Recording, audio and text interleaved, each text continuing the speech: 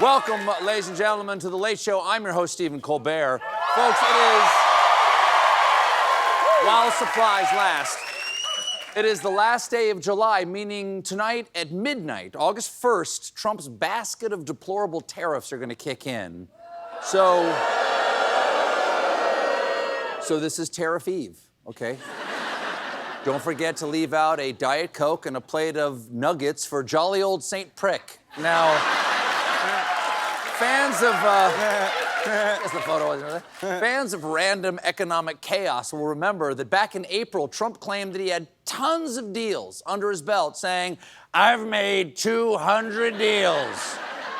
On the other hand, no, he didn't.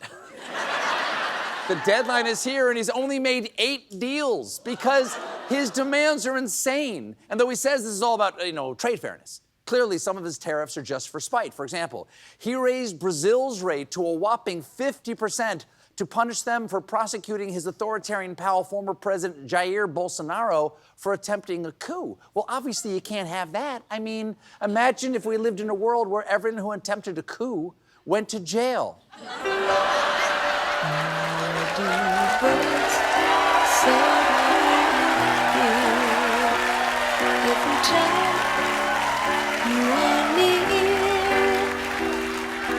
Just like... Sorry, how long was I happy? Trump is also imposing a 25% tariff on India, saying they have always bought a vast majority of their military equipment from Russia at a time when everyone wants Russia to stop the killing in Ukraine. Whoa, hold on, Jack. Did he just accuse someone else of cozying up to Russia? I haven't seen that level of projection since the ill-fated memoir, No, You're Malala. She looks angry. She looks angry. I've never seen her that angry before.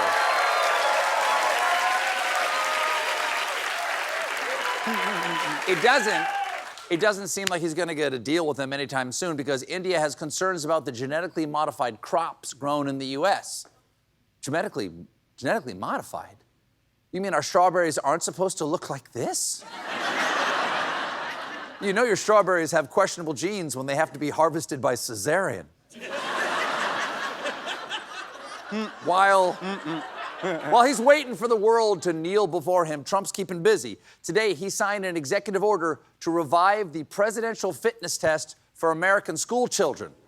Yeah, which means now children will have to be as fit as President Trump. All right, everybody, hop on that golf cart and start popping nuggets till your ankles swell like a balloon full of chili. And dip, and munch, and dip, and munch. And now, okay, everybody, now watch TV and yell. Oh. There is nothing that the guys in the sound booth like better when they hand me a whistle. Presidential fitness test has been around since 1966, but if Trump had to revive it, where did it go? Apparently, it changed in 2012 during the Obama administration to focus more on individual health than athletic feats. Boo! Make the children perform athletic feats for our amusement. I had to do it when I was in school, and so did all of you. And I think every child should have a chance to struggle through timed sit-ups while the meanest boy in school sits on their feet and farts. Okay? Think about it. If they don't have to do that, where will the future comedians come from? As the head of Health and Human Services, the person leading the fitness revival is Secretary Robert F. Kennedy Jr. No, folks, no, it's true. It's fitting. RFK Jr. knows fitness. Fitness dead bear in his mouth. Really? Wow. Wow. No way.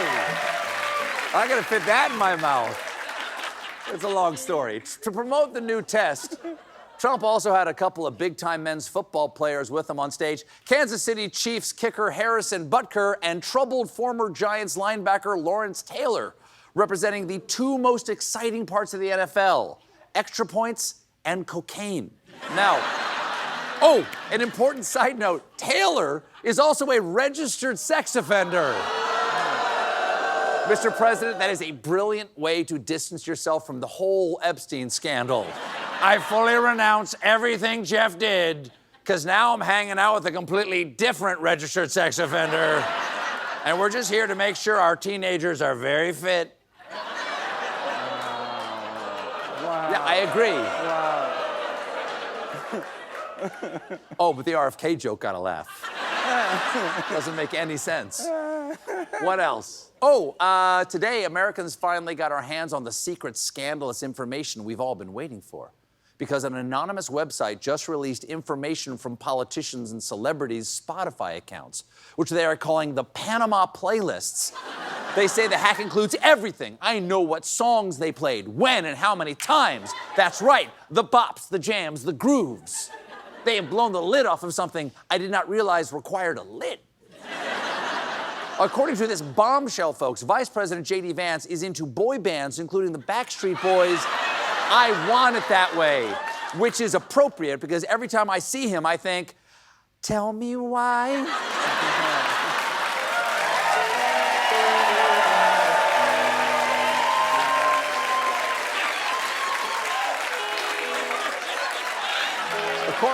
I'm sorry, how long was I happy? Now, they also breached the account of OpenAI CEO Sam Altman, who evidently listens to Missy Elliott's Get Your Freak On a playlist he calls My Shazam Tracks. Shazam, modern-day Einstein, smartest boy in the world, the guy leading the charge to replace us all with AI. Here's a song that goes, get your freak on, get your freak on, get your freak on. And his first thought was, what's the name of that song? I'll Shazam.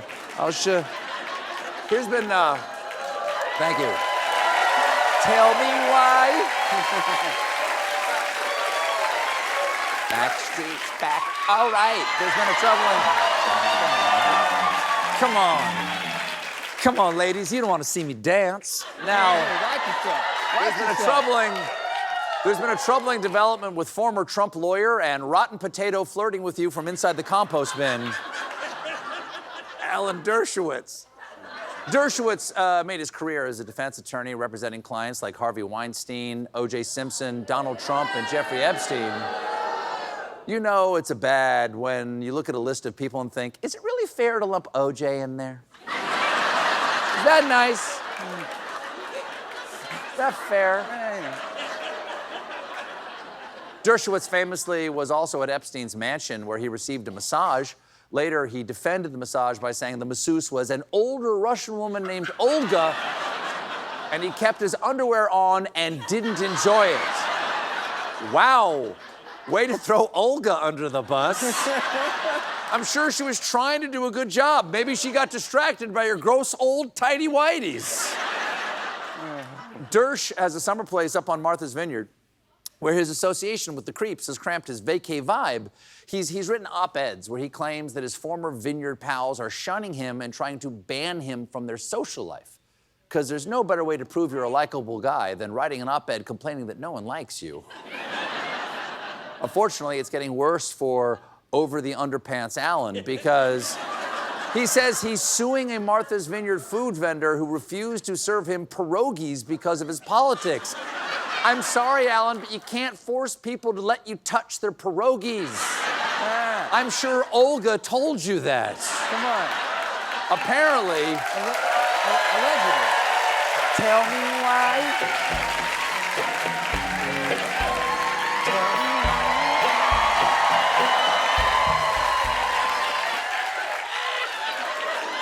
Apparently, Dershowitz went to a local farmer's market where, after he asked for 6 pierogi, the vendor told him they wouldn't sell him because they didn't approve of his politics. Shortly after, Dershowitz could be seen speaking to a police officer about the incident. Wow. Alan, don't bother Martha's Vineyard police with this nonsense. They have bigger crimes to investigate, like someone's house guest bringing a domestic Chardonnay. In an interview after, Dersh slammed the vendor, saying, they were not my grandmother's pierogi, but they were okay. Adding, I love my grandmother's pierogies, but she won't sell them to me either. Olga got to her. I feel bad for the food vendor caught up in all of this. They're called good pierogi. And they stood up for their beliefs. And do you know how hard it is to stand up after eating pierogis? It's a noodle stuffed with potato dipped in sour cream. It's a boiled nap. So to our friends in Martha's Vineyards, I say, good pierogi? No. More like great pierogi. Cheers to you. We got a great show for you tonight. My guest is Vice President Kamala Harris. Stick around.